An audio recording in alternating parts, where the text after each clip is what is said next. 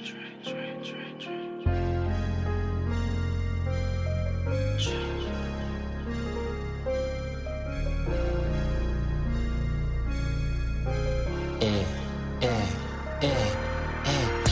I come to your city, I'm a new score. Broke your high score soon as I step through the door. Tryna stack my paper up like a bookstore. Money kissing each other like a rock and roll tour. When I come to your city, I'm a new score. Broke your high score soon as I step through the door. Tryna stack my paper up like a bookstore. Money kissing each other like a rock and roll tour. Hey, Tyler. Hey, Piet. What's going on? Welcome to the New Score podcast. My name is Pat. This is my co-host, TYG, Tyler Pratt. Tyler, how we be doing? We be fucking doing. Tyler, this is episode 27. If y'all are on YouTube right now, don't forget to like and subscribe. Follow us on Apple Podcasts. Follow us on Spotify. Get at us on Instagram. Get at us on Facebook, Twitter, TikTok. Appreciate the support.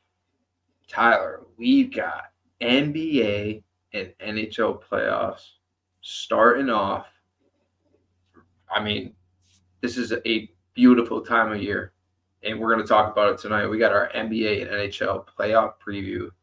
We're going to talk through some, every single series. We're going to go through it, talk about our opinion, what we think is what's going to happen. Eventually, get to our predictions for the whole NHL and NBA tournament. So, psyched to talk about that. We're about to have our hockey guru on here shortly. Tyler, how pumped are you? Pumped. Right now, we just got done watching the Heat take care of business, to say the least, against the Bulls. So, no Jimmy Butler either, right? So, yeah. So we got one more game to be played to find out the last team. So we're going to start off with NHL, so we can let that marinate a little bit, and maybe we'll have a result by the time we're talking through NBA, so we get the full field that we could talk about. It's quick turnaround. Starts this. We're dropping this pretty much the same day it's starting up, so we're going to be mindful of that while we're talking through it. But I'm ready to dive into it. Let's get into some NHL, Tyler. Let's get our hockey guru on the horn. Joining us now to talk some NHL playoff, our hockey guru, Adam Roode. Adam, how we doing? Doing good. Ready for some playoff hockey.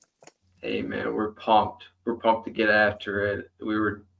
Tyler was saying last episode, there's just nothing like playoff NHL hockey. It's unbelievable. Every night is a battle. It's a dogfight. I feel like every single team by the second period of game one already hates each other. And then it's just like that all game long for the rest of the series.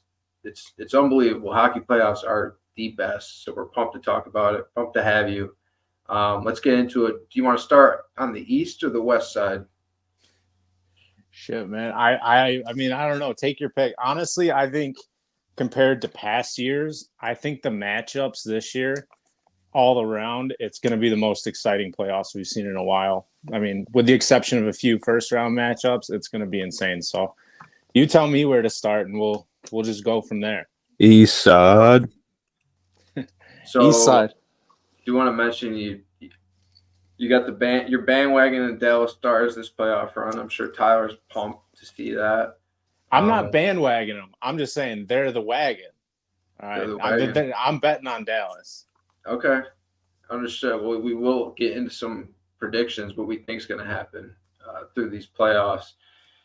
It's going to be incredible to watch. That's the only thing I can guarantee. That's for sure, because like you said, just very unpredictable what's going to happen. Speaking of those Dallas Stars, like you get a first-round matchup, you have a phenomenal regular season, and your reward for that is, now you got to play the defending Stanley Cup champion Vegas Golden Knights in the first round. That's your reward for the season that you had. So that just perfect, description of NHL hockey and these playoffs. Really, anything could happen. We saw the Boston Bruins set the regular season record for most points in a season last season, and then they lose first round to the Florida Panthers, 8 seed, who go on to win the East. So you just truly never know, which makes it, so exciting. And I'm pumped to get into it. Let's start on the West, since we're already talking about Dallas. I just mentioned it. Dallas, Vegas. What are your thoughts on this series? Dallas is going to smack Vegas, and they deserve it. They've been circumventing the cap this whole time. They've done it for like 3 years in a row. They're already doing it again. Mark Stone magically starts skating at the end of the year after they made all those acquisitions because he was on LTIR. They're going to get smacked. They deserve it. It'll be a close one. I could see it going either way, but realistically, it's so hard to compete with Dallas's depth. Like, not only do they have an elite level goaltender, but they have so much scoring throughout that entire team. I think they had the most players in the NHL with at least 20 goals on one single team. So it's just hard to compete with that depth. And then they've got elite defensive play. They're a wagon. There's no other way to put it. And Vegas is still trying to put it together. They haven't quite rebounded from their midseason slump. So I think 2 times ago we had you on post-trade deadline. It was after the trades had been moved. And I asked you back then, who's this team to watch down the stretch? And ironically enough, it is this Vegas team that you're talking about now. So you're saying there was a lot of hype, you especially, that you had in this team after that trade deadline. So just talk to me about what's transpired, why you don't feel as good about them right now. Or is it just because Dallas is a powerhouse, they're wagon right now? It's partially because Dallas is a powerhouse, and then partially because I think Vegas, I didn't expect this, but they made too many moves. I don't think everyone's kind of adjusted to their new situation yet. We saw it in Jersey this year. Timo Meier took a long time to get going, and then by the end of the season, once he was finally in the groove of things with his new team, he took off. He's one of the best players in the NHL. So I don't think the new additions on Vegas have really settled in like they thought they would. So at the deadline, I thought they'd be the team to watch, but that was on paper. So Dallas is a powerhouse. Unless Vegas can turn it on and get some of that playoff magic, which I don't see compared to Dallas. I think Dallas is ready to go. I remember watching the video a couple years ago when Jamie Benn lost that Stanley Cup. He just sat in the locker room for hours on end. So, I know the vets on that team are hungry. So Dallas is ready. So for those that don't know, this is Tyler's team, the Dallas Stars that we're talking about. So I want to ask you, Tyler, started watching hockey probably the same time I started getting into it. You've never seen your team win at all. You have seen them lose it, as Adam just mentioned, that Stanley Cup that they lost. Talk to me about how you feel about this team going in the playoffs. Do you feel like this is the year? This is the best that I've ever seen as far as, like Adam said, the depth of the entire team, offense, defense, and then just a top-end goalkeeper. So I'm as optimistic as I've ever been. I think it was like 2 months ago, put in a nice little bet for them to win the Stanley Cup before they went on like the 8-game win streak, which was like a franchise record too. So I'm optimistic. I think that they just, again, have a ton of depth, and it is going to be, it's going to be hard to keep up with them, especially when everyone's going to be going 100% for 60 minutes. So it's going to be exciting, though. I know, without knowing a ton about the rest of the field, I know that there is a lot of hype around just every single matchup because the West is so top end. So I know it's not going to be a cakewalk, so I'm excited for it. Yeah, Western Conference is just absolutely loaded. Night in, night out, every game that's played on the West is going to be exciting as hell.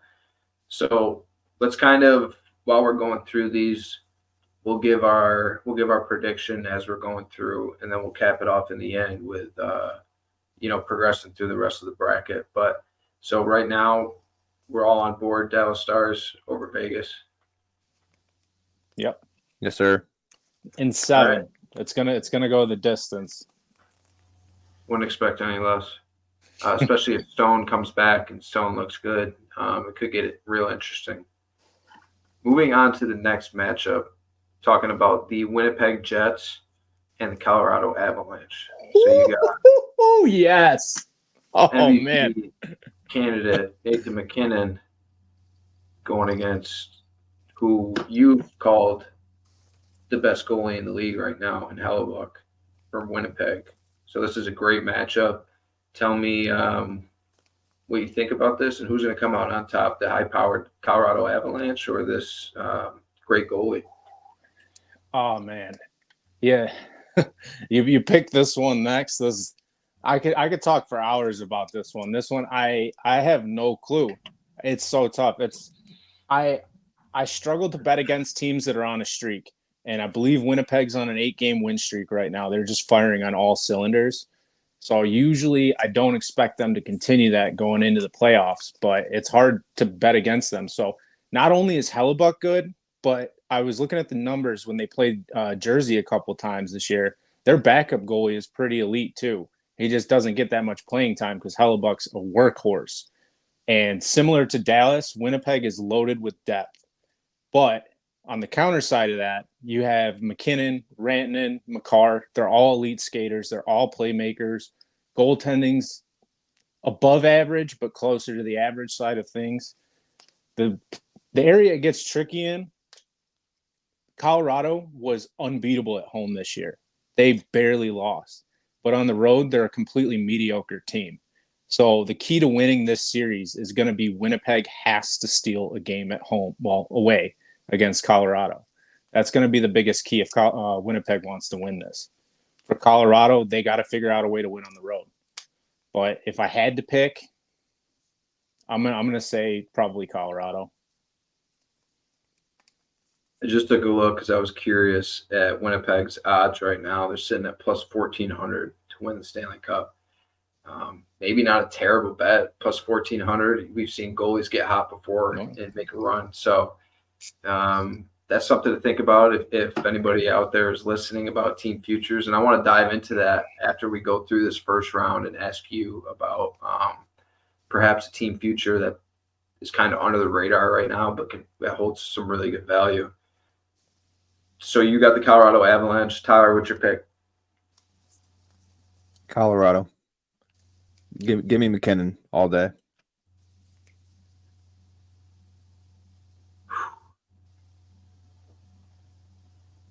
I'm going to go with Winnipeg, man. They're hot right now. I could see them pulling it off. I know Colorado's a great team. They're very talented, which talk about Nathan McKinnon and his greatness. But like you said, this Winnipeg team just is hot right now. Sometimes it's about being hot at the right time. I'm riding with Winnipeg in this one. Let's get on to the next matchup. So hard to pick. Vancouver Canucks, out of nowhere, have a great season, find themselves in the playoffs, first round against the Nashville Predators, who looked not great at all early on in the season and then got hot as hell midway through the season, cooled off a little bit as it ended, but it turned it on to a point, in the middle of the season that solidified them as a playoff team. So now they're sitting here against Vancouver. I right now have a team future on Nashville. I put it in around the same time Tyler put his Stars bet in. I put one in on Nashville. So it'd be great for me if this team makes a run. But what are your thoughts on this series? Well, we gotta start kind of at the midway point of the season with Nashville. So Nashville's coming into the season with a new coach this year. I'm familiar with him. He was a coach on the Devils. His play style does not fit how the Nashville Predators play. He likes players with speed. That's why he was so much of a good coach on Jersey last year, because Jersey kills you with speed. Nashville doesn't play that way. They play with more grit, more intensity, physicality, shut you down. And then they rely on Saros to make the saves. So right around the halfway point of the season, I think somewhere behind the scenes, the coach finally gave in and started coaching the way this team's meant to be played. And I think that's been a huge, huge factor in their success. Plus, I mean, Saros is probably top 3, top 5 at the most as far as goalies go. As far as competing against Vancouver, it's tough. Pettersson's elite. Quinn Hughes has turned his game to a whole new level. He's one of the best players in the NHL as far as offensive defensemen go. I can see Nashville shocking the world, but screw it. I'm going Nashville. They got a soft spot in my heart. I'm going on the Nashville train. I'm going to say they're going to come back in the series and they're going to win it in 7. They're going to go down like 3-1 or something and come back. Interesting. Tyler, who you got?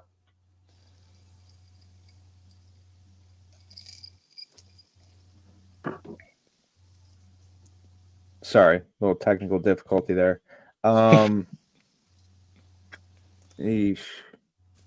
Good question. I'm gonna phone a friend here and just go with Adam on this one. I'm gonna go Nashville as well. All right. Let's can't always pick the favorite. Sometimes you got to pick an underdog. That's right. Let's get on to another juicy first round matchup. Last matchup of this Western Conference. Edmonton Oilers against the Los Angeles Kings. This is heavyweight matchup. Maybe outside of that Dallas-Vegas series, I think this is right up there with, one of the most compelling series. It's going to be fun to watch this one. What are your thoughts on this series? Oilers are going to smack the shit out of the Kings. The way the Kings have been successful is they play the trap. So they clog the neutral zone. They get up, they clog the neutral zone, and they play very defensively, and they're very defensively sound, which works against a lot of teams, but it doesn't work against a team when you have a player like Connor McDavid or Leon Draisaitl. And then you got what's his face, Hyman, who's in front of the nets, clogging it up, playing physical. And then you got the Rats who will do the dirty work like Evander Kane, Corey Perry. Like it's hard to compete against Edmonton. Their only weak point is their goaltending. But as far as firepower and defeating the trap, I don't see a way that they can stop Connor McDavid. It would be a hard thing to do. And I don't think Los Angeles is there. They have a good future ahead of them. They're doing really well as far as drafting and building their team. And some of the older vets are going to come off the books and they'll look good in the future. But for now, they're playing the trap because they just don't have the skill to compete against a lot of teams. The trap is kind of a cop-out. We can't fail to mention this Edmonton Oilers team historically has underperformed, year in, year out in the playoffs. Are you concerned a little bit about this team's defense, goaltending? You say you're going to wipe the floor with them and you're talking about how the Kings aren't going to stop the Oilers, but aren't you concerned with the Oilers' goaltending? I definitely am. As far as second round, who they're going to play in the second round, sure. I'll be a little more concerned. You don't think the Kings are explosive enough of a team to get after them?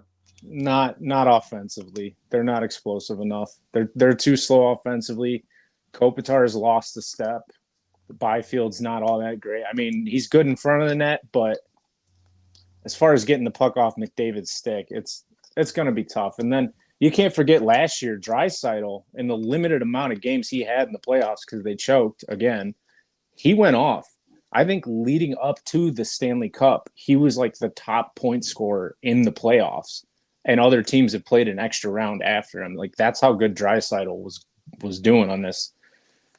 And I know Edmonton's starting to realize they have a window here because after this season, Draisaitl's got 1 year left on his contract. And if they choke again, I doubt he's going to want to re-sign. And losing him is going to destroy this team. So Edmonton's going to be pushing hard. They're going to want it more than the Kings. And I just don't think the Kings have any way to stop their offense. I think it's going to be less about defense. It's going to be more about superior firepower on the Oilers side. Yeah, I see the Oilers getting by the Kings as well. I am a little concerned about that second round matchup, who that's going to be, but I will take the Oilers as well. Tyler, what you got? Yeah. Yeah, I'm going with the Oilers too. I had a quick question. I don't know if you know, Adam. Who who was the points leader this year? Was it I know like McKinnon, Austin Matthews, Connor McDavid, and then Kucherov. No, it's Kucherov. Cooch. Cooch Kucherov had the points. 100 apples this year. Yeah, there was two, right? There was two. It Or was no, him. no. I think Cooch came one short. McDavid had the 100 apples. Yeah, I think I saw two people had 100 goals. I was like, holy shit! No, I didn't know not goals. Shit. Oh. No, I think someone had 100, or was it 100 assists? 100 assists. That's 100 apples. assists. Heard. Austin Matthews did us all a solid service. Salute, and he stayed at 69 goals to lead the league this year. Good man. Good man. What do you Yeah. got? Sorry, went off topic there. Yes, Oilers. Connor McDavid. Hoo-hoo. All right. I'd say 5, maybe 6 games. Out of these Western Conference matchups, which matchup is going to be the most physical? That's tough. I'd say the most physical team is probably Nashville. As far as which one's going to turn the most physical, it's going to be the Avs and the Jets, because they both know they're really the two powerhouses, and they got stuck with each other in the first round. Well, I mean, outside of Dallas, but they know this is probably the best first round matchup there is. So I think they're going to turn it physical, and there's going to be a lot of fights, because anybody can win in the playoffs, and you gotta fight and claw your way through it, and sometimes you got to play dirty. So I think it's gonna be Winnipeg and Colorado. All right, let's move on to the Eastern side of things. Talk about the top dog Florida Panthers squaring off with the Tampa Bay Lightning. So all Florida matchup down here we got going on, first round matchup. Team like the Tampa Bay Lightning, with all the pedigree that they have, the cups that they have won, are now sitting as this 8 seed against this new top dog, Florida Panthers in the Eastern Conference, coming off Eastern final, or Eastern champs last year, got to the Stanley Cup final as the 8th seed, and now they're on the other side of things. What are your thoughts on this matchup? Again, anybody can win. I know Tampa Bay knows Vasilevsky can get hot, and it could be over for you. He gets hot with what he's done. It's tough, man. This season he's coming back from back surgery. I just don't think this is his season. But playoffs, it's different. They know what it takes to win, which is a huge factor. I know a lot of people throw that to the wayside. It's like, what does that even really mean? It's like, you understand which parts of the game you got to throw your body into, and things like that. It's just little details. And once you've done it, and they have a lot of guys that have been there, it means a lot. But I don't see a way for them to beat the Panthers. I think the only way they can beat the Panthers is if for some reason their goalies just forget how to stop pucks. Matthew Tkachuk is a fucking nightmare. There's no other way to put it around there. Him and his brother are two of the biggest menaces in the NHL. They know how to get inside players' heads. They're physical. They can score. They find ways to win. And not only that, Florida found a new 50-plus goal scorer this year. Their defense is rock solid. They're not that injured. They're loaded with depth. Tampa Bay's getting older. Bob and goalie. Bobrovsky. And they got what's that other kid's name? I think it's Spencer Knight, if I remember correctly, as the backup, and he's not too shabby. But the big thing that comes into play here is, like, there's a reason why Kucherov is probably the favorite for MVP, and it's the differential in points between him and the next guy on his team. His team is not performing to Kucherov's level. He's the only person who's performing on that team, to be real. I mean, Stamkos put up a bunch of goals, but a lot of those were off Kucherov assists. So, I mean, it's going to come down to if everybody else in that team can click for them to even have a chance. But I will say this, some of Kucherov's best games came against top teams in the league. So you never know. But I'm picking Florida all day. Yeah, I just feel like Tampa is a very top-heavy team. And I mentioned Vasilevsky, how he's one of the great goalies of our time and what he's done on some of these playoff runs. But the Florida Panthers, man, this team is a absolute wagon. I love watching this team play hockey because you mentioned it, they're so physical. They will get into it with anybody. They don't give a shit. Really like watching this team. I'm on the Florida Panthers as well. Tower.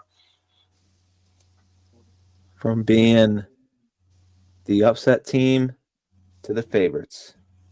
Can they be upset the next year? No. Florida Panthers. Let's go.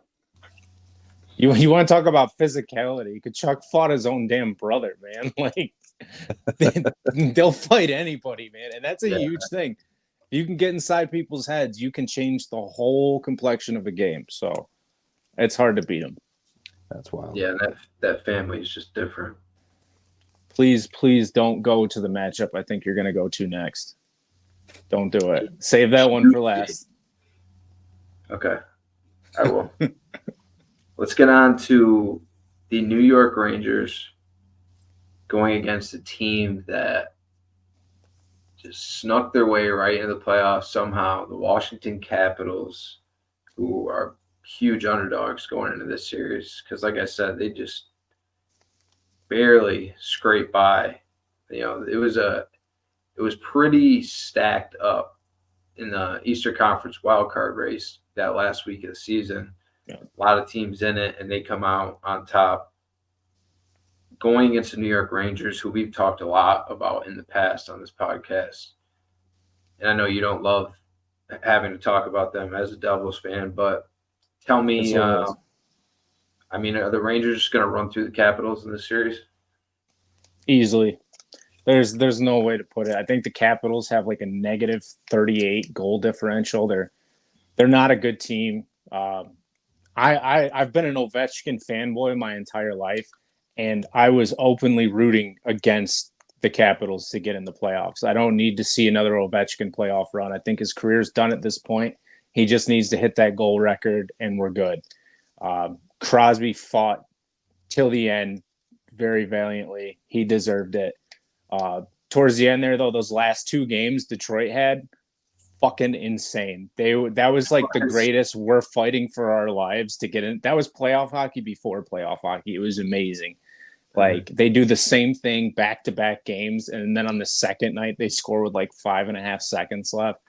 Everybody wanted Detroit in or Pittsburgh. We would have been happy with either one. The Capitals are just not a good team. They either have too much youth or too much age, and the goaltending's not very good. And the Rangers are firing on all cylinders right now. Shesterkin got hot. Rempe is getting inside people's heads, even though he got fucked up by Curtis McDermott of the Devils. Little shout out there.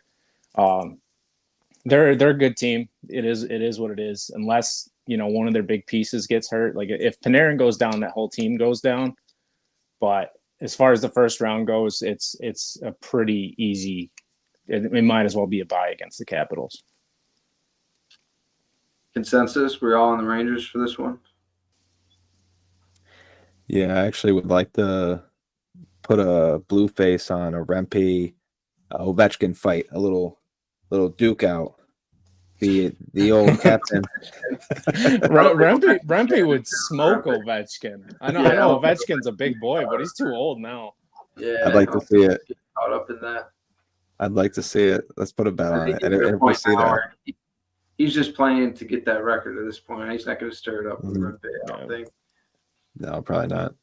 He should though. Yeah, though. I'm on the Rangers. I mean, I'll give credit to Ovechkin. Shout out where shout outs do. His first half of the season was a fucking joke. And then towards the end of the season, he was just scoring ridiculous amounts. Good on him. But, yeah, this team's not very good. Next matchup, a team that is very good. Since getting Jake Gensel from my Pittsburgh Penguins, this team has just taken off. right now, the Carolina Hurricanes are the betting favorites to win it all. Stanley Cup. We've talked about some great teams going through these playoff matchups. And Carolina Hurricanes right now are number one in the betting odds. They're squaring off against the New York Islanders, who have got hot out of nowhere. It's going down the stretch, later stages of the season. Islanders make a run. They find themselves in the playoffs. Carolina Hurricanes, New York Islanders. What are your thoughts on this one? In reality, I think it's two of the same teams, just at different points, facing off against each other. I think the Islanders are very similar in how they're built and how they play and how they're coached, especially with Patrick Waugh having taken over the coaching duties. They're just not there yet. I think Carolina definitely has the advantage. They have the edge in this one. The Islanders, I mean, they have a future. They're a good looking team. They put a little bit together towards the end of the season, but there's a lot more inconsistency as far as the Islanders side of things. I don't think they can beat Carolina. How high are you on the Carolina Hurricanes at this point? Not that high. You said betting favorites. I'm like, Jesus, hell no. There's a few teams I would put over them to win it all. I mean, I'm putting Florida over them. I'm putting Dallas over them. Putting the Jets or the Avs over them. Like, there's a lot. They're not even up there. That's interesting. I feel like Carolina's rolling right now. They're a complete team. I could see them making a run here. It's going to be tough. I mean, going down the stretch, if they got to square off with Florida, and then even getting by the Rangers in the second round isn't going to be easy. So it's definitely going to be a battle, but I would not shy away from the Carolina Hurricanes. But Tyler, you got Carolina advancing in this one as well? Sam Aho. 1 goal per game. Give me the Hurricanes. Per game? Hey, maybe not. Tyler. 1 point. Tyler, Yes, you got to be a little more specific. There's a person named Sebastian Aho who plays for the Islanders too. Oh. There's a defenseman named Sebastian Aho who plays for the Islanders. Hurricanes, Aho. Sam, it's Sam, right? Sebastian. Oh shit. Yeah, they're named the same. Motherfucker. I will say this though. I really wish that their somehow name the is the standings. same? Yeah, dead same. Sebastian Aho. You're lying. No, I'm for real. Look it up. That's crazy. What? I do wish that the Islanders were actually the ones playing the Rangers. The Islanders and the Rangers series this year, every time they played this year, it's been a slugfest. They've hated each other. I think if the Rangers played the Islanders in the first round, there's no chance that they get to the Stanley Cup. Even if they win the first round, the Islanders would have fucked them up so physically. I don't think their bodies could have handled it. There was a lot of dirty hits. Some that weren't so dirty. I don't know if you watched that play where Pelech ran into Zibanejad. They were both looking away from the puck and they hit each other. And the coach like, this is the dirtiest hit I've ever seen. And then you got Matt Rempe the whole season just elbowing dudes and shit. It is ridiculous. But I know those teams hate each other. They both think the other's dirty. That would have been probably the most fun physical first round matchup. So if by some miracle the Rangers and the Islanders both advance, they'll see each other in the second round. That'll be the best playoff series we'll see in a long time. Last matchup, saved the best for last, the juiciest matchup in the Eastern Conference.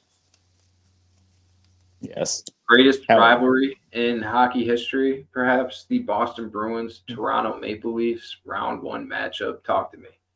Oh, man, where do you fucking go from here?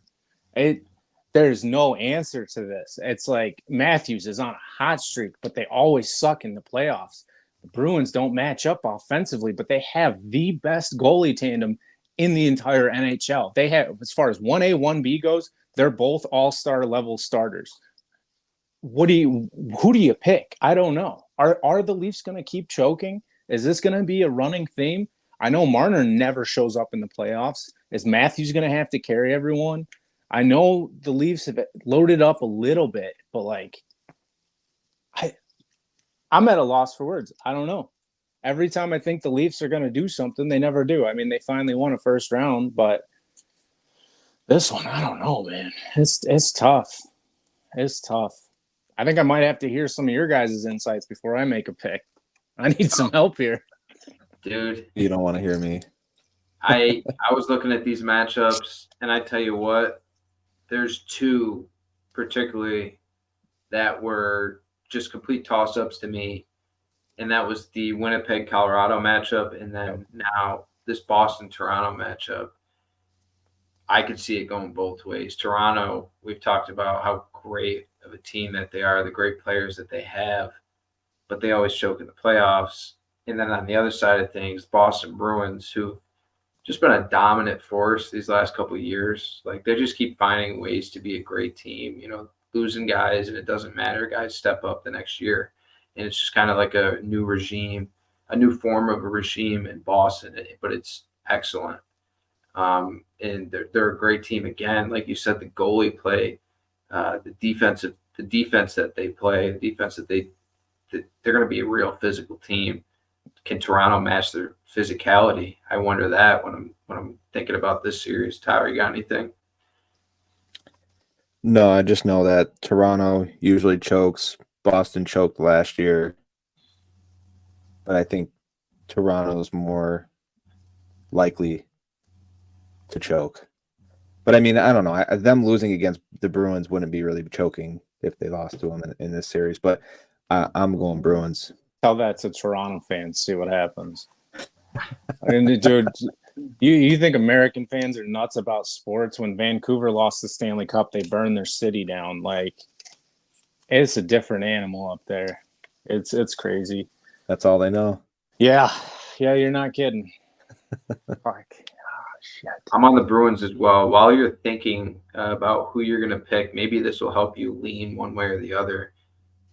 Talk about the rivalry that these two teams have for each other, and now they're meeting in a playoff series. What are some things to look forward to when we talk about some specific guys on these teams that are going to be going at it with each other? The big question that we gotta ask is what's going on with Reeves? He hasn't been himself lately.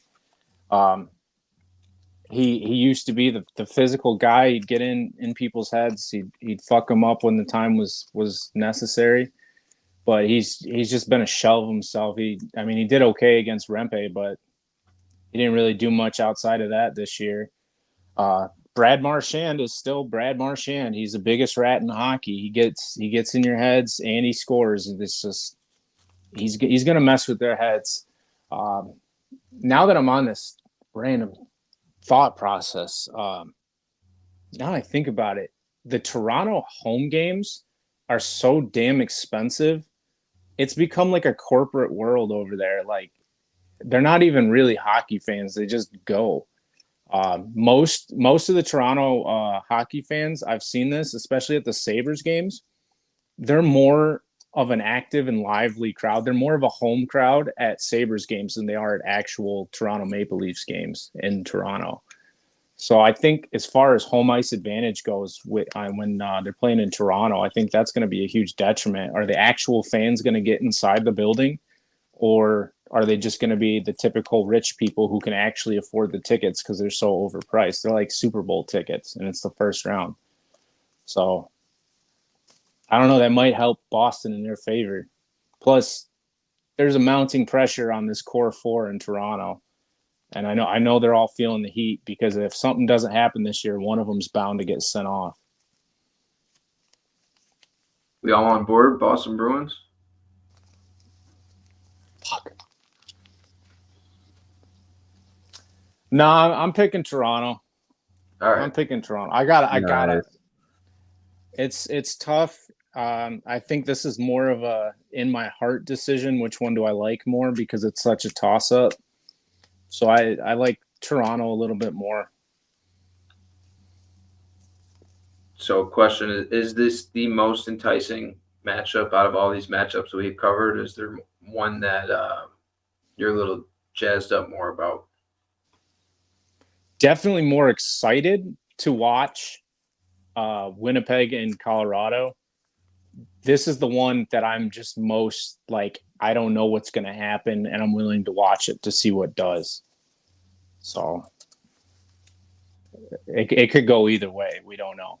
Because, I mean, look, 69 goals for Matthews this year, that's hard to shut down. I mean, it's not just going to stop in the playoffs. It could, but I doubt it. So let's talk, instead of going through it, let's just give our Final Four at each conference and how we think it's going to play out. We don't have to get too into it. Just kind of, something to put out there and see how we do on it. My Final Four for the West is going to be, my Final Four overall. I'll have Dallas get in there against Nashville. I'll have Dallas, Nashville in the West. Eastern Conference, I'm going with Florida and Carolina in the East. And then I will have Dallas meeting Florida in the final with the Florida Panthers coming out on top. Adam, go ahead.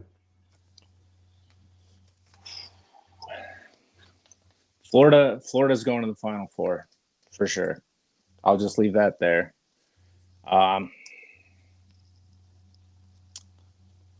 It's tough. I want to say that the Predators can do it. They can be the long shot that's going to make it to the Final Four. And if they do, that's going to be awesome. But I think it's going to be Edmonton. Edmonton and Dallas. It's going to be Edmonton and Dallas. And then it'll be the Rangers. It'll be Florida and the Rangers. And I hope the Rangers choke and burn and die. I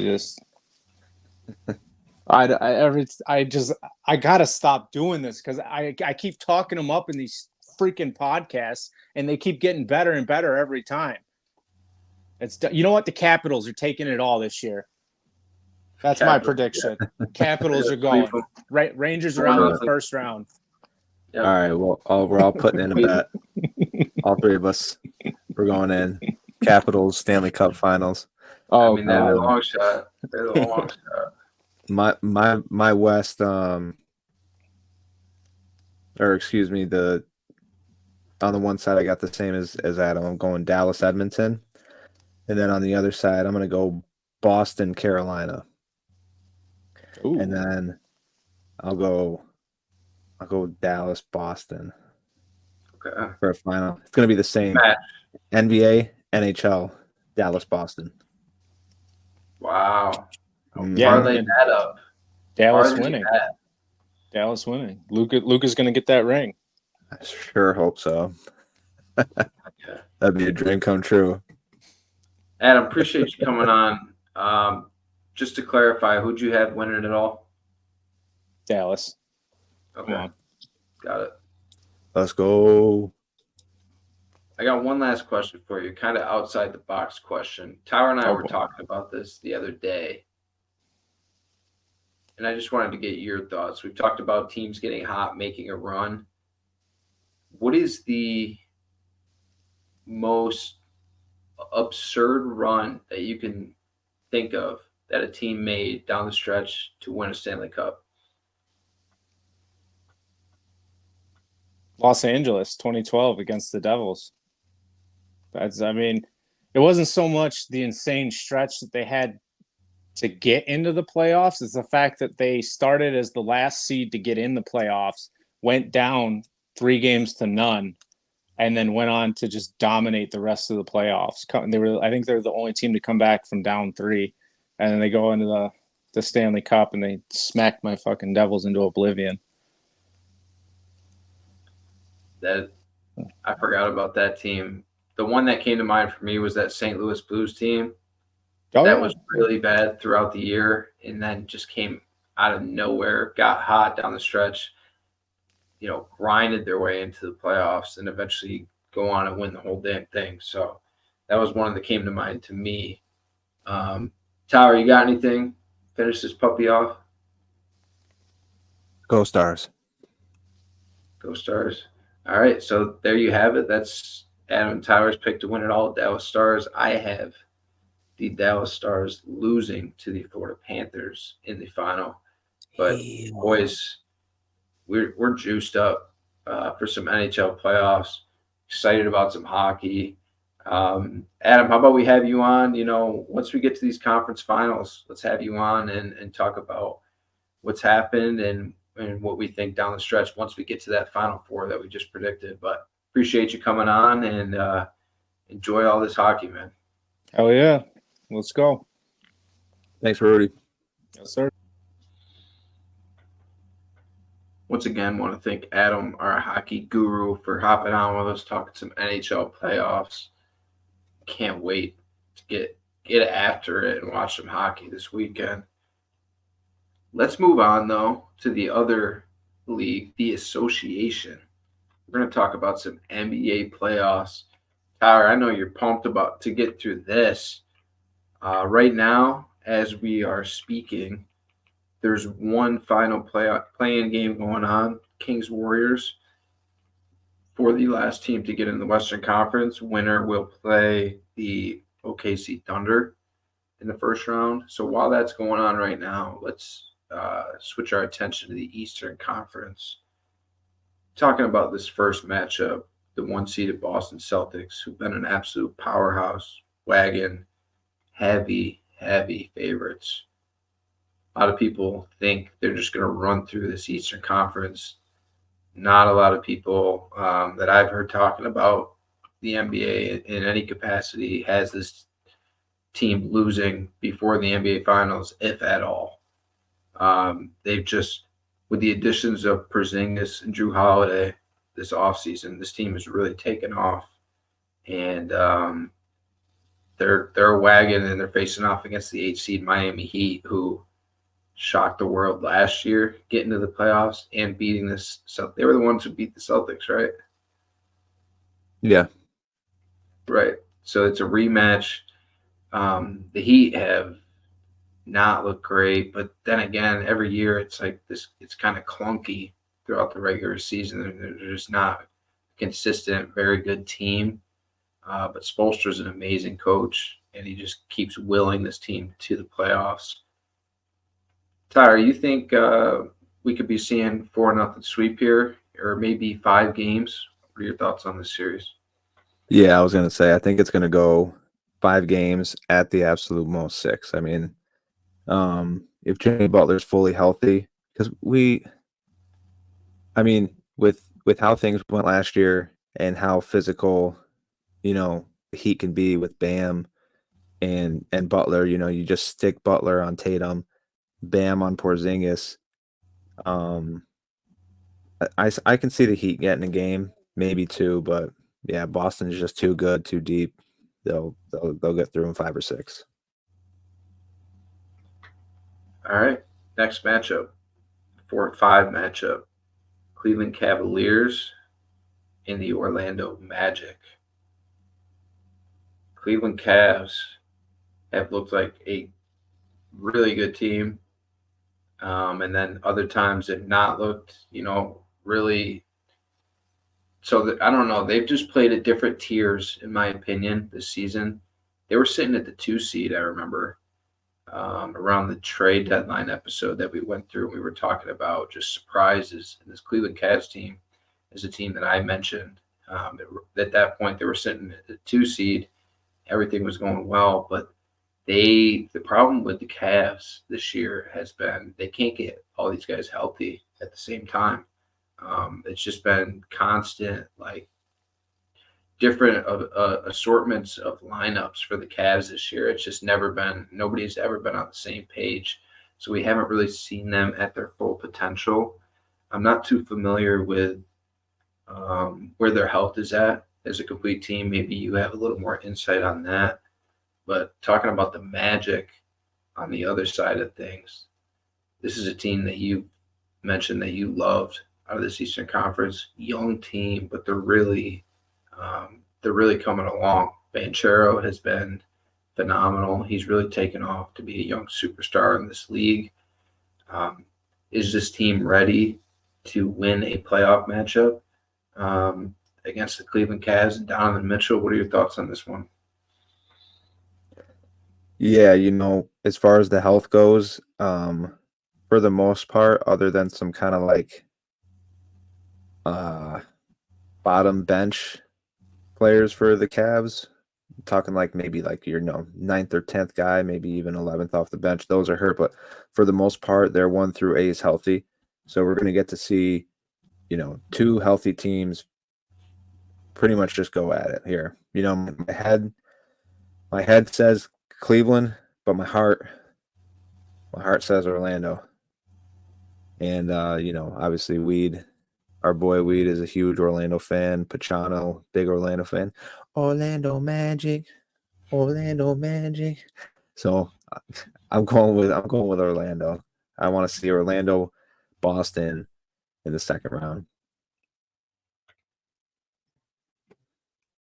I honestly haven't seen a ton of Cleveland this year. Is Donovan Mitchell somebody to worry about when we're talking about a series? Is he still that same guy where you saw in Utah where he could just completely go ham on a team like in a playoff game? And we're talking, 40, 45, 50, just goes off for a night? Or do you think Orlando doesn't have to worry about that? No, he can. No, Mitchell's still that same dog. He can do it. I feel like he's tried to be a little more passive. In Cleveland. In Utah, he didn't have they had a solid squad, but I feel like he felt he was a little younger. I think he felt like he had to do more. In Cleveland, they have a really, really big, really, really solid no Diddy front court. And Garland does a lot. Strus, he can get hot too. But yeah, Mitchell's still a dog. If he really wants to, he can go get 40 for sure. It's funny just looking at this bracket. It would have benefited Orlando more, in my opinion, to wind up as the 6th seed instead of the 5 seed and playing Milwaukee, who's pretty banged up right now. We don't know the status of them. We're about to get into them, but kind of got the sore end of the stick of getting the 5 and having to play Cleveland, because I just think Cleveland right now is a much more complete team than Milwaukee is. It's tough. Like you said, I kind of feel the same way. My head tells me the Cavs here, but my heart is telling me Orlando. I'll take the other side of things. Give me the Cavs in this series. I can see the Cavs doing it. I could see Mitchell getting hot. I could see Garland getting hot. Orlando, I really think they're going to be a problem going down, next couple of years. Right now, they're sitting at the 5 seed. Next season, I could see them, taking a leap to maybe like the 2-3 seed in the East. I just think it's not their time quite yet. I'm going to take Cleveland in this series. Next matchup, 3 seed Milwaukee Bucks, who I just mentioned, going against the 6 seed Indiana Pacers, who I have had a massive crush on, low-key, throughout this season, Eastern Conference. They've been a betting favorite of mine. Anytime they've been underdogs, I've loved taking this team's side. Halliburton he's very fun to watch. They got Siakam, which has made them a better team. What are your thoughts on this series? Giannis not healthy right now. Lillard doesn't seem to be happy, doesn't seem to be really meshing in Milwaukee. The whole Doc Rivers thing halfway through the season was very curious to me. Just feels like this team's been all over the place. Middleton's older now. A lot of the role players are older now. It's kind of at a point right now where Milwaukee is fragile. They've invested a lot for this season specifically, and Giannis's health is a question. What are your thoughts about this series? Yeah, to speak to your point, The injuries are really the biggest thing here. Giannis is, projected to have a late April return. So I feel like if Milwaukee goes down, say like 2-0 or 2-1, then they might just maybe rush Giannis back in. But if Milwaukee can get up to a 2-1 or 2-0 lead, then maybe they'll ease Giannis back in, or who knows? Giannis is a freak. Maybe he just is there for game one, but as of right now, it's not looking likely for him to be there game one with that late April designation. Lillard's questionable for Sunday as well. So with that uncertainty with their two superstars and the fact that they finished 3-7 in their last 10, Indiana was 7-3 in their last 10. They're just clicking. And then the biggest X factor to me, sometimes when you have a matchup that you're kind of like 50-50 on, in the NBA, coaching matters as much as people might not think it does.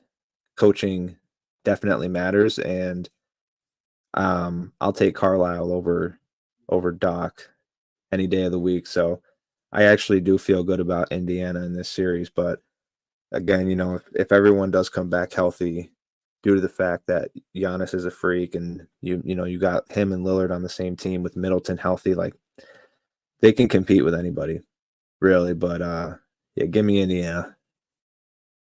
I'm on the Indiana train as well. This Pacers team, we've talked about them, and then Milwaukee not being healthy. But throughout the season, Tyler, I don't know the exact number, but I know for certainty that Indiana has dominated in this matchup this season. A couple times Milwaukee were big favorites, and Indiana beat them straight up. I know there was a game in the play-in tournament that we talked about. Pacers made a run in the play-in tournament, and one of the games they gave it to Milwaukee. So this has just been a matchup that's benefited them. And you're telling me Giannis isn't even healthy. Lillard's not 100%. So you're going to have to rely on Chris Middleton to go off, and then you're going to have to rely on these role players at home like the Bobby Portis, Brook Lopez, Beasley. You need these guys to really elevate their games and carry you. And I just think Indiana is a better team right now, given the injuries, and I love the matchup for them as well. So both on the Pacers. To speak to your point too, they played 5 games this year because of the in-season tournament. So the Pacers are 4-1 against them this year. Yeah. So they took 4 out of 5, and the only thing I wish Mathurin was healthy, dude. I wish he was, because he's a baller. But yeah, let's go Pacers. Neesmith, I love that kid's game too.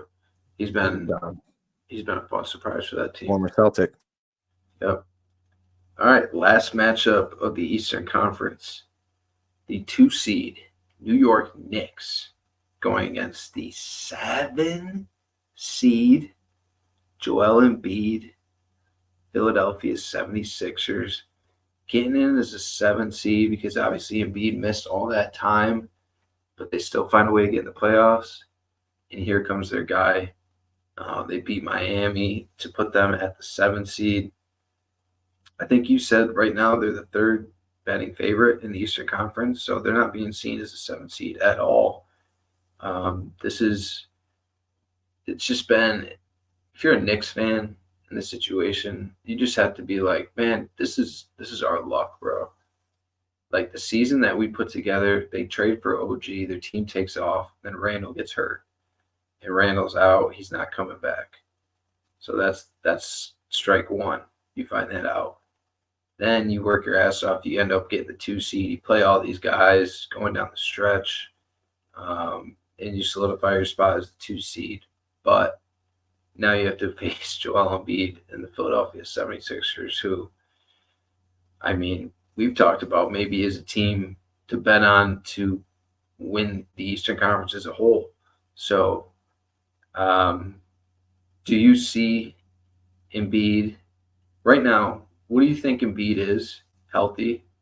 What's his percentage, you think? I think after watching the other night, it was more of him being just out of shape, not really being in it physically is, I don't think it was as much him being hurt. I don't think he's 100%, but I think the other night it was just kind of him being gassed out there. So I feel like you give me Joel Embiid 85, 90, perhaps even, 80, 75 maybe with what the rest of the guys in Philly can do. I think Philly can win this series. I think Brunson would have to have a couple games where he just pulls out of his ass and goes off for New York to have a shot in this one. What do you think? No, I'm with you. I don't particularly like this matchup for the Knicks.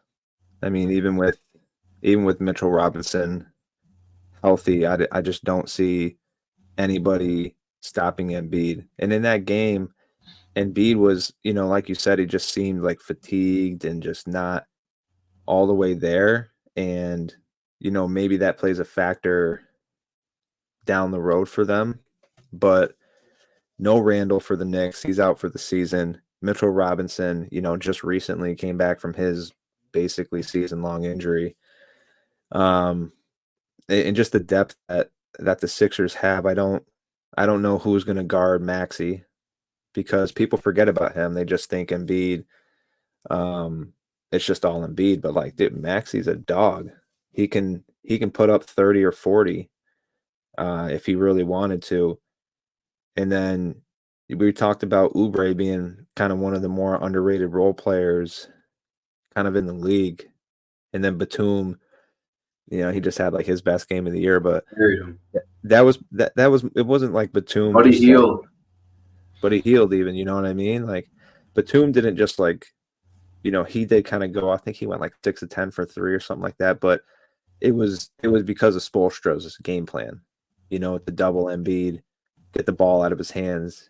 And when you do that, swing, swing, swing, you're going to find a shooter open, knock down the open shot.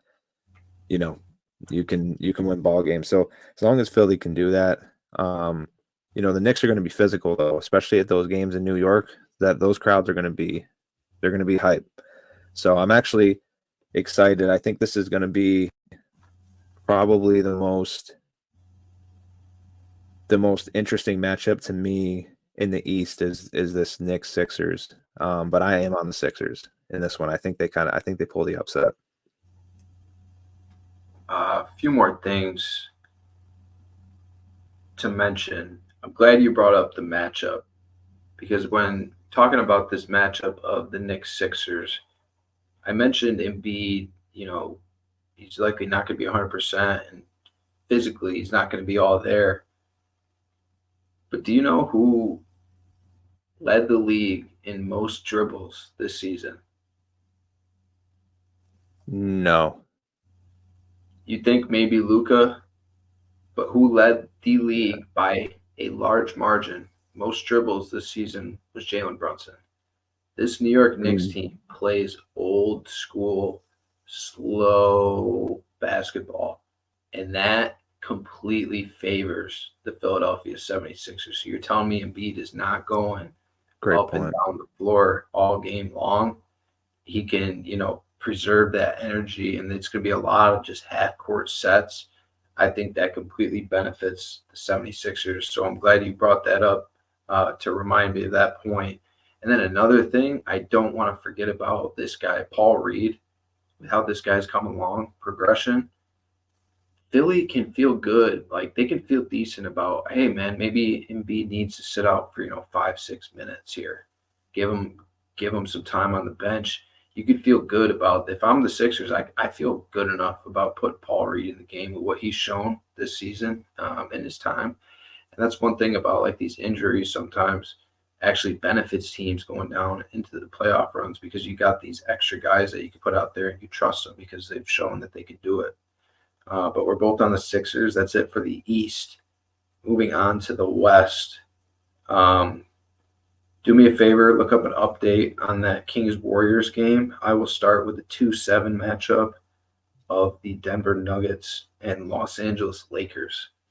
So Los Angeles Lakers getting as the 7 seed. LeBron James made a comment, I believe it was back in 2020, when he said it was a bunch of bullshit that they were doing this play-in tournament to get these, 9, 10, 11, whatever it is, 12 teams in a bracket.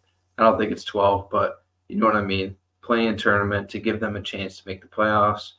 Well, now I believe it's the last 3 seasons the Los Angeles Lakers have benefited from that play-in tournament, and because of that play-in tournament are sitting in the playoffs. So do want to mention that they're going up against the defending, reigning NBA champion, Denver Nuggets, Nikola Jokic, Jamal Murray. This team is dominant. They gave it to the Lakers last year in the playoffs. And the Lakers are there right now in the first round against them. My quick thoughts on this. We've seen at points where this Lakers team can really show up and, AD can go off, LeBron can go off. But when we're just talking about complete basketball teams, the Denver Nuggets are far and beyond the better team. I don't see this being a particularly close series. I could see this going 5 games just as it did last year. I'm all over the Denver Nuggets. How about you? Yeah, a couple things. One, I just forgot to mention. I didn't want to interrupt you back when we were talking about the Sixers. The unsung hero who always flies under the radar, Tobias Harris. I don't want people to forget about him either. Just speaking of their depth, but Pelicans are up at half, 54-45 on the Kings right now. No Zion, by the way. No Zion. They're up 9 at halftime. I do think the Kings end up pulling this one off. But regardless, they're not. No, neither of them. I don't have going more than 5 games against OKC in the first round. So even with how young OKC is, I think they'll be okay in the first round. But the second round, with how physical the playoffs can get, especially when you get in the quarterfinals and the semifinals, I think we'll get there. But this matchup between the Lakers and the Nuggets, the Lakers don't stand a chance. I don't care if they're fully healthy. The Nuggets have won 8 in a row against the Lakers. They're just one of the most, if not the most complete team in the league, other than the Celtics. It's the Nuggets. So, defending champs, Jokic, probably back-to-back MVPs. I don't know if the Lakers even get a win in this series. The Nuggets might make it 12 straight. That's my mistake. It wasn't Kings Warriors. They already beat the Warriors. It's Kings Pelicans. So I'm glad that you brought that up. But we'll continue to monitor that. We'll work from down up here. The 3-6 matchup, Minnesota T-Wolves, who are now as the 3 seed. When the majority of the season they were sitting as the 1, but now they're sitting down at the 3. And because of that, they have to face the 6-seeded Phoenix Suns, who is a team that we went and saw this season. The Phoenix Suns, man, I don't know if there's a team in the league that it's like their ceiling can be so high, but their floor can be so low. I just feel like they're that one team in the league that it's just a wide range of, you don't know what you can get any given night. This team could go off, or, if they miss shots, it could be bad out there. One thing I do want to mention is I think Nurkic is a pickup that now they have him instead of Ayton this playoff run. I think Nurkic can really be physical with some bigs down low. I mean, I think he can hang in there with Gobert. I know Towns is back, so that's going to be interesting, that matchup. Do you think it could be Towns and KD down there guarding each other? Yeah, it's gonna be interesting what they do. But yeah, I think Nurkic is he's way more physical than Gobert. Gobert is he's a Q-tip, in my opinion. He's just soft, thin, 7 feet. He's tissue soft, in my opinion. Going back to that Phoenix Suns team real quick, Yeah. So the ability to make shots, you could bring in Brad Beal. They got Brad Beal. Grayson Allen has been. I mean, the guy's leading the league in 3-point percentage. A guy that Mm-hmm. he's been a shot creator and just a shot maker all season long for them. And then obviously Kevin Durant. This Phoenix team, if they make shots, they're a problem. But then on the other side, leading into what I'm going to ask you next, Anthony Edwards, man. We're talking about the bigs for Minnesota, but Anthony Edwards he's an animal. And I know you've talked about how you love this game in the past. Do you feel like he is the guy that's going to take over the series, or are you thinking, Devin Booker, KD, Phoenix? It's interesting because Phoenix has won 9 out of the last 10 against Minnesota, which you would think is like kind of crazy because of the mismatches that they can find with Towns. Because, no matter who you put on him other than Nurkic, if Towns is at the 4, and maybe that's what they do, maybe they switch and put KD on Gobert because Gobert's he doesn't have any offensive game. He is just offensive rebounds. He crashes the glass. He's got no game.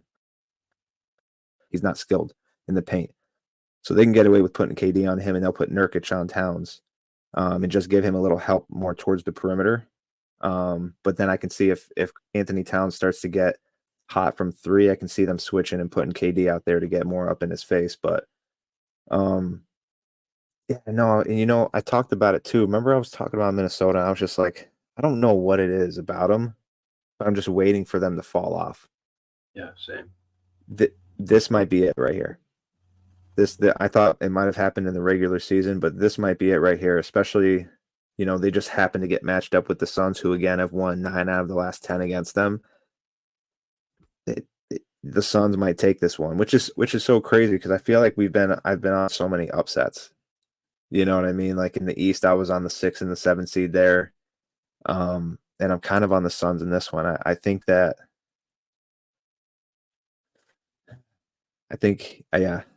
Suns get this done in 7, to be honest with you. I could see this going 7 games as well. This is good. This is going to be maybe the best series out of them all. Definitely top 3 for me, though. This series is. I have to say, I'm agreeing with you again. I'm on Phoenix as well. Let's get into our next matchup, the 4-5 matchup, the matchup that's closest to your heart. Los Angeles Clippers, Dallas Mavericks. These teams meeting once again in the playoffs. We've seen, in the past, some of these Clippers teams who tried punking Luka out there. Luka hits a game winner in the bubble. I remember against the Clippers, that was just unreal. Insane. This has been, a spicy little playoff rivalry that we've seen brewing these last few years. Clippers, we've seen some points in the season, they look just completely dominant when they have everything going on and everybody healthy. But that's the thing, is this team 100%? Can they get everybody on the same page at the same time? It's just always been a different rotation. Feels like that's another team. We talk about the Cavs, it's the same thing with the Clippers. It just feels like it's been a constant different meshes of lineups out there. And then your Dallas Mavericks, we've seen as well. We've seen the lows, we've seen the highs, and when it's high, it's really high. When you get Kyrie and Luka out there dominating, like what I've seen from Lively in his rookie year, they get the PJ Washington at the deadline, what made them a better team.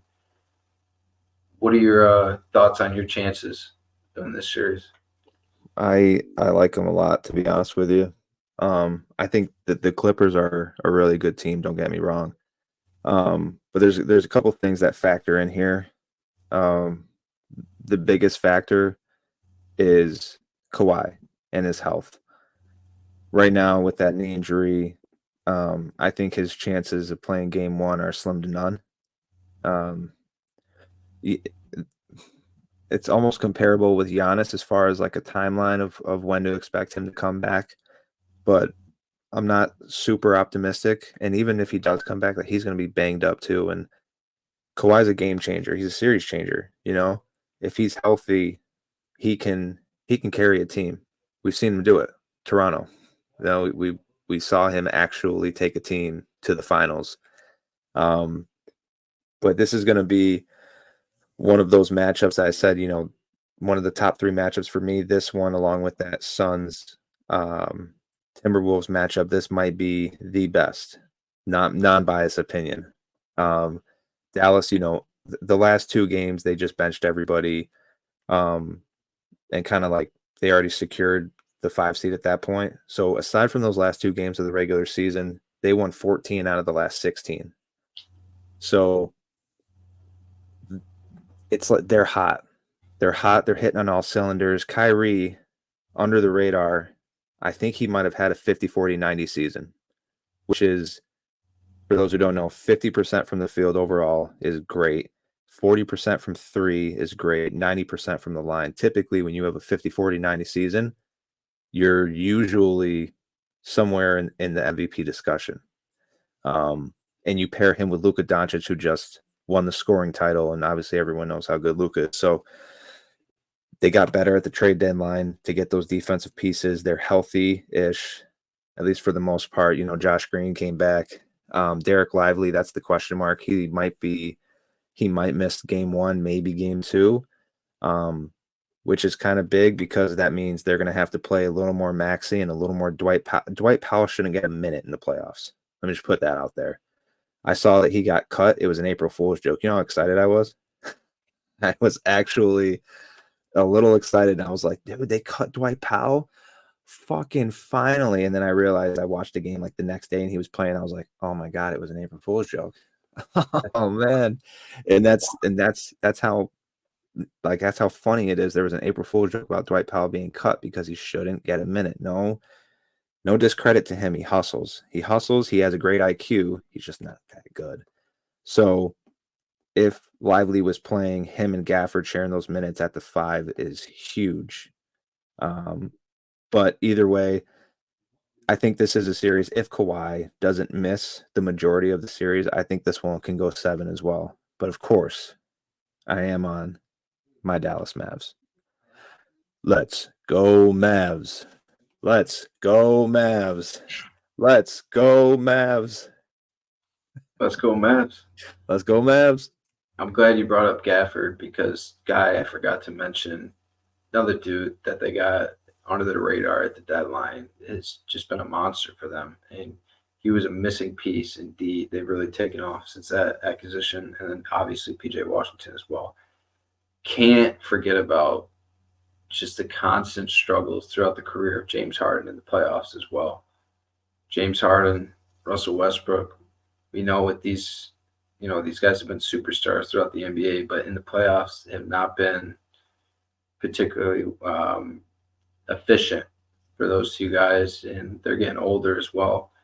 Paul George certainly has the ability to take over a series. Like you said, this is very compelling matchup. It's tough for me to pick either side, but let's go Mavs. I'm on with you. Yes, sir. I think we're agreeing on all these matchups except for Cleveland. At this point, Yeah. we've agreed on everything.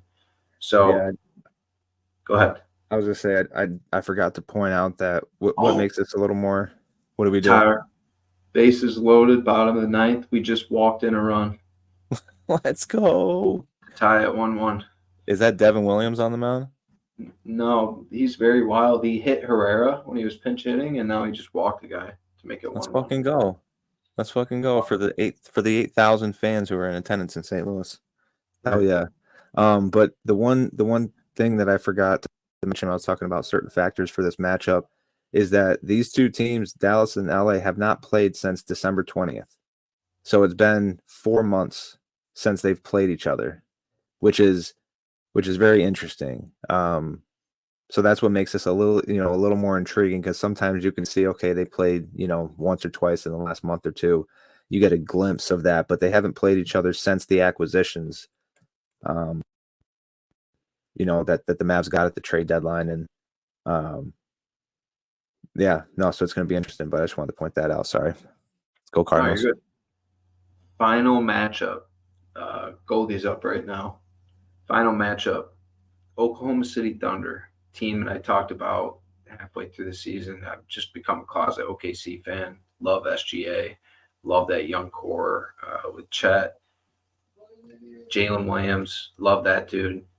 They wind up soaring at the end of the season, taking over the 1 seed in the West. Who would have thought this young team, what they were last year, the year before, and now they're sitting as the 1 seed? It's crazy to me. Do you see an exciting matchup? Say, it's going to be the Kings or the Pelicans. Do you see either of those teams taking out OKC in round 1? Nope. 5 games at the most. All right, so we got OKC advancing as well. I mean, we agreed on everything in that Western Conference. So going through it right now, kind of the same thing we did with hockey. Let's go through Final Four. In the West, I'm going to have Dallas and Denver. In the East, I'm going to have Boston and Philly in the East. Dallas, Denver in the West. I'm going to go Denver in the West, Boston in the East. We're going to extra innings. And I'm going to have Denver coming out on top. So Nuggets beat the Celtics in the final. What is your Final Four? I've got the same exact Final Four as you. And to touch on that, because OKC will be playing the winner of Dallas and LA, and we have Dallas winning. So that would be an elite matchup. Dallas and OKC in the second round. But that's what I kind of touched on earlier. OKC is, I think they're the youngest team in the NBA, which is crazy. They might be like the youngest team to ever have the 1 seed in like playoff history. I'd like to see that stat, to be honest with you. But I think that's their downfall. That is what ultimately will be their downfall in this year's playoffs, is their lack of experience in the playoffs. I think that their youth will be ultimately what kind of gets them bounced out. So I've got the same Final Four. I don't think anybody on the bottom of that bracket is stopping Denver in 7. So I'm going Dallas, Denver, and then I think Philly takes care of the Pacers, and Boston will roll through the Magic or the Cavs, and then it'll be Boston, Philly. Again, my head tells me Boston and Denver, but in my heart, I think Boston will come out no matter what. But I think Dallas will give Denver a run for their money. I think they'll give Denver a run for their money. And I have a bet on Dallas, and I also have a bet on Philly. But I do want to see Boston and Dallas. Dallas, Philly? Dallas, Philly would be nice, because I would win a lot of money if that were the case. But I do ultimately want it to be Boston and Dallas. So NHL and NBA, Boston, Dallas finals is what I'm hoping for. That would be wild. That would be. That would be exciting. Maybe a couple futures put in on that. One last thing. So we went through the NHL. My kind of long shot in the NHL, I do have a future on it, but halfway through. Now, I think it's sitting at plus 4,000 now. It was my Nashville Predators. I might have to put another one on, because I think I got them at plus 3,000, but now they're sitting at plus 4,000. So they're kind of my long shot pick to get to the Stanley Cup final. Going through this NBA bracket, who is your long shot to get to the finals? Maybe, 7 seed Philly. We talked a lot about them. I don't really see them as a long shot, because I don't really see them as a 7 seed. But out of all of these teams, who could you see? We saw the Miami Heat make it last year from fresh out of being in the play-in tournament. They got all the way to the finals. So who is that team for you that could make it all the way that nobody's really talking about?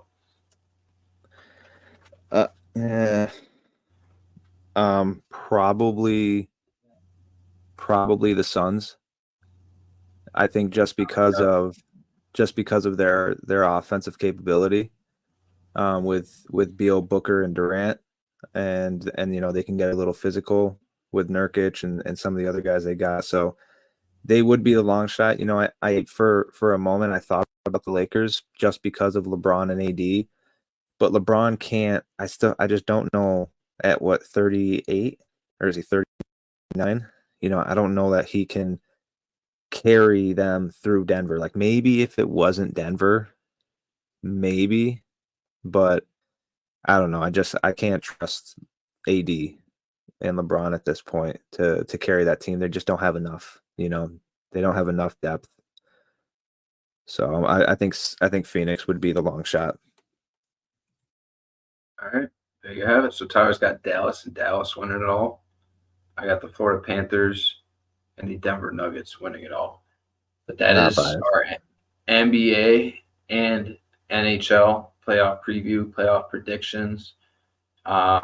We'll probably around conference finals time, we'll have another episode where we're kind of just going through things, what's happened, see how our picks played out in both leagues, and then talk about the Final Four, and then eventually, the final in both leagues. So that'll be fun. Also have NFL draft coming up. If you haven't yet, be sure to check out our mock draft episode. That was a blast with the guests that we had on then. Sports are really heating up. Baseball, we had our baseball preview a few episodes ago. If you haven't checked that out, go ahead and check that out. That was another great episode with some great friends that we had on. So things are just heating up this time of year, Tyler. It's a great time to be alive. Weather's starting to get better where you're at. Starting to get hot as hell down here. Tea times have to be a lot earlier this time of year, but it's just a great time. Great time to be a sports fan. That's all we got. Don't forget to like and subscribe if you're on YouTube right now. Follow us on Apple Podcasts. Follow us on Spotify. Get at us on Instagram, Facebook, Twitter, TikTok. We will see you next time. Goodbye. Peace.